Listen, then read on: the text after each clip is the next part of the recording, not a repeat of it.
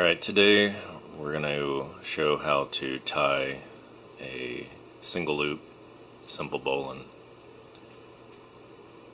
So before we get started, we're going to have to name the parts of the rope. Traditionally, this is going to be the working end. This is going to be the standing end. We're tying a right-handed bowline. So we have the working end in the right hand, the standing end going away from us in the left hand. We're also going to use the rabbit nomenclature. So we'll have the rabbit, the tree, and we'll make our hole. So for the right-handed simple bowline, we're also going to tie an inside bowline. What I'm going to do first is make a hole for the rabbit. We're going to do this by the nomenclature that I learned from Reed Thorne at Ropes That Rescue. He calls it turning the key. So you take your right hand and make a turning the key motion as if you were starting a car. So you turn the key, and the way I remember it is turn the key towards the tree. So now we have our hole. So now we bring the rabbit up through the hole. Now at this point, if we come around the back of the tree and back down the hole, we will have an inside bowline. So I'll go ahead and show that.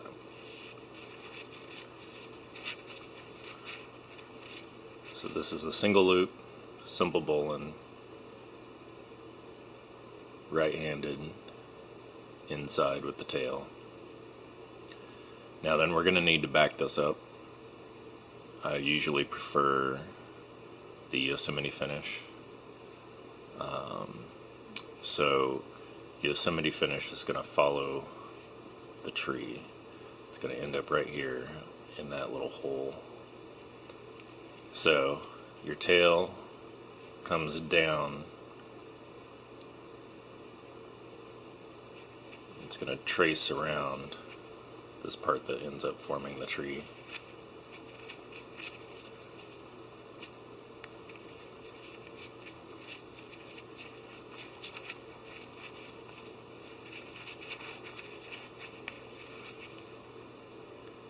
And that is a simple single loop bowline inside with the tail and a Yosemite backup. Now then, you need to learn to tie this knot not only in the hand like we just did, but facing away from you or around an object. It's pretty simple. We're going to just reverse our hands basically. So technically this is the exact same knot we tied. We're just looking at it from the other direction. So I'm going around an object first. This could be a tree, carabiner, whatever. And we're going to do that same thing. We're going to turn the key. Now this motion's going to be a little bit different, but that's when you use my little rhyming mechanism of turn the key towards the tree. So we're going to turn the key towards the tree. Alright, so now we have our rabbit. Rabbit's going to come up through the hole. It's going to come back around the tree, down back through the hole. And right now, that's the first part of our bowline. We're going to back it up with the Yosemite finish, which comes back around, down through, and then through this hole next to the tree. So now we have the exact same knot tied facing away from us, which is actually a pretty common way how you'll be using it. Alright, so now we're going to basically do the exact same thing.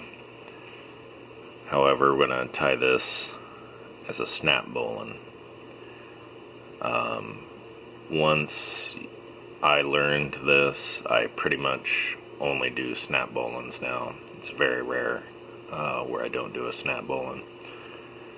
So, it's extremely similar. So we're still doing the single loop, bowline, right-handed, simple version. So we're just going to add the snap. So we have our rabbit in our right hand, tree in the left hand. So we're still going to turn the key towards the tree. So we have our tree, our hole, our rabbit.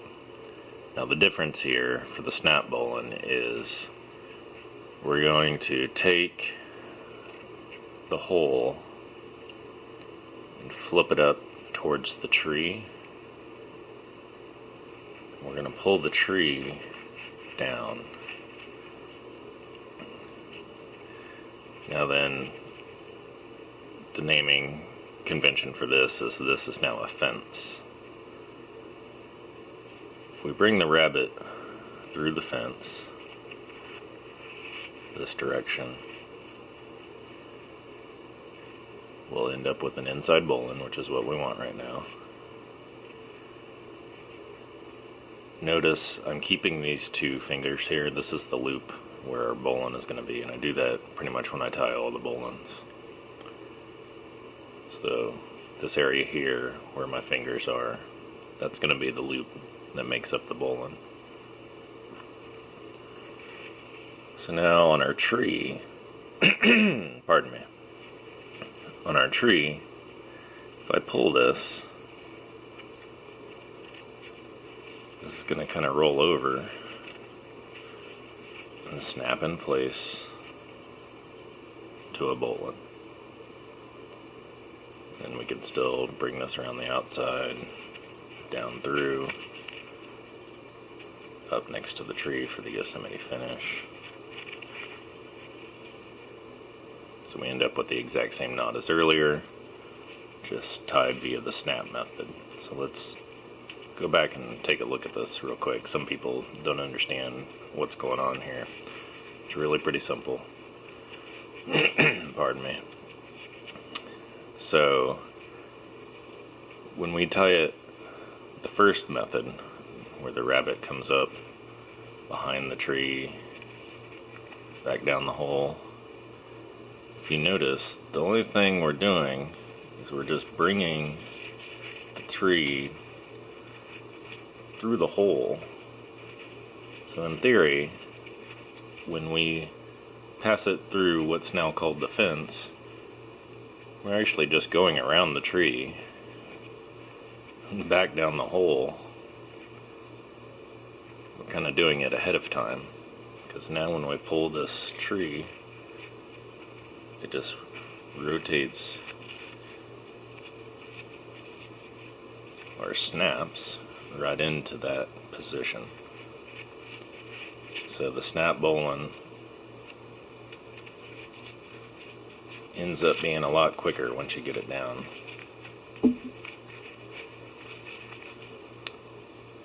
So there it is. So now to continue along with the snap bowline, this time we're going to do it away from us.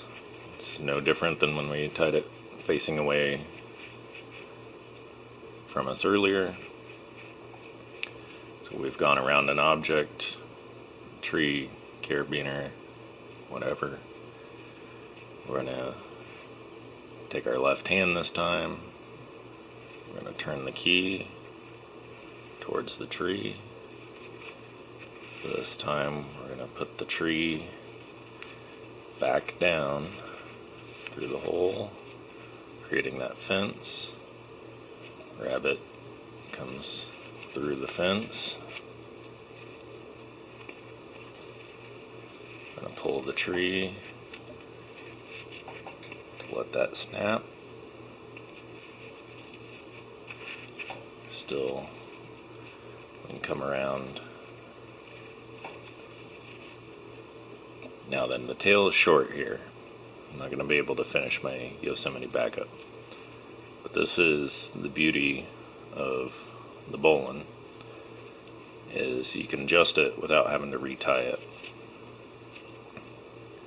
So as I feed this tree down through here, I can just take up on this side, bring this around, bring my tail down. So I've just elongated my tail. I've also shortened the gain a little, but that's fine. It was a little too big to begin with. So now I still come around the outside, come up to this hole next to the tree.